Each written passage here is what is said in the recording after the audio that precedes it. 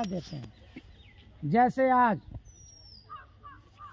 जो बीत गई दिवाली, इसमें सभी लोग चाहते हैं कि हमारा घर जगमगाते रहे, लेकिन वह क्षणिक।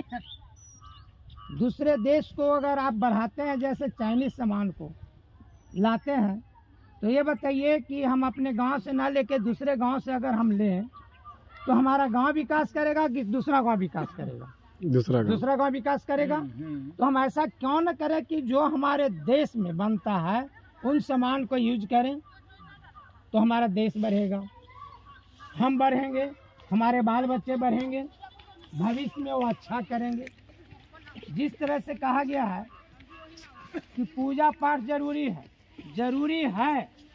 जैसे हमारे अभी सर जी ने बतलाया कि तुलसी ऑक्सीजन देता है, वो बिल्कुल सत्य है। लेकिन हमारी माताओं एवं बहनों बुजुर्गों पहले क्या करते थे कि केवल तुलसी में पानी डालिए तो ऑक्सीजन तो दे रहा है, लेकिन तुलसी एक ऐसा चीज है जिसको आप ग्रहण करेंगे तो कभी भी सर्दी खांसी जुकाम नहीं होगा। अगर जहाँ पर आप तुलसी रोपते हैं 2-3 पेड़ लगा दीजिए, जिसमें पूजा करते हैं उसको छोड़ दीजिए, दूसरे में से पत्ता तोड़कर, ज़्यादा नहीं, प्रतिदिन एक पत्ता खाइए, कभी नहीं सर्दी जुकाम होगा। और जो योग के बारे में बताया, ये तो इससे हमें भी प्रमाण मिला है।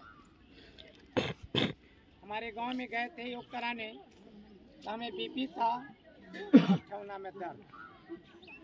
हम ऐसे मुख्य रूप से कपड़े का बिजनेस करते हैं,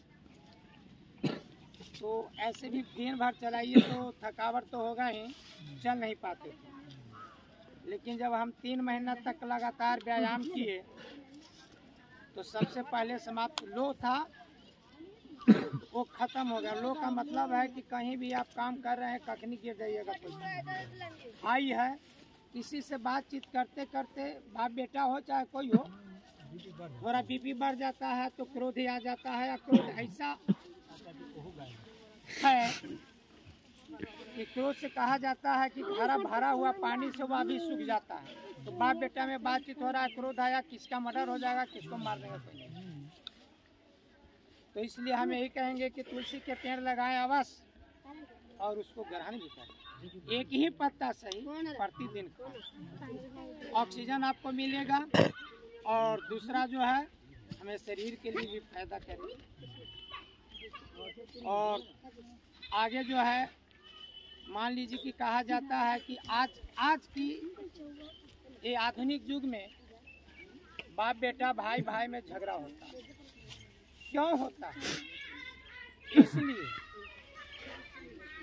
कि पहले पूर्वजों में 2-3-4 कुर्सी तक इकट्ठे होकर रहते थे, और आज जहाँ 1 से 2 हुए की अलग होता है। फर्क यही है कि पहले जो था उनमें एकता बद्ध, तो पहले शिक्षा की कमी थी लेकिन संस्कार थी। तो कहा गया है कि संस्कार, पानी की कमी से, जो आज का पानी का कमी है या न है, उससे फसल जो है बर्बाद होता है। और अगर हम में संस्कार की कमी हो तो हमारे नस्ल बर्बाद होती है, जिससे कि बाप बेटा में, भाई बहन में कहीं भी एकता नहीं रहता है। तो संस्कार को बढ़ाने के लिए हर घर में हवन अवश्य कराएं। और ये संस्था ऐसी चीज है कि यहाँ शिक्षा भी मिलता है और संस्कार भी मिलता है, दोनों आपके पास, जिसको आने वाला भविष्य में, आने वाला पीढ़ी को मजबूती मिलेगी, और वह शिक्षा से भी आगे बढ़ेगा और संस्कार से भी आगे बढ़ेगा। उनके बच्चे अच्छे होंगे, अच्छे प्राप्त करेंगे। तो इसको अच्छी तरह से करें। और आगे जो हम लोग का ये RCM वाला है, जैसे मान लीजिए हम कहीं भी दुकान में, गांव में, चाहे बाजार में सामान खरीदते हैं, तो मान लीजिए कि एक शैम्पू लेते हैं, तो क्या वह हमको फिर बाद में 2 पैसा या 4 पैसा क्या देता है? नहीं देता।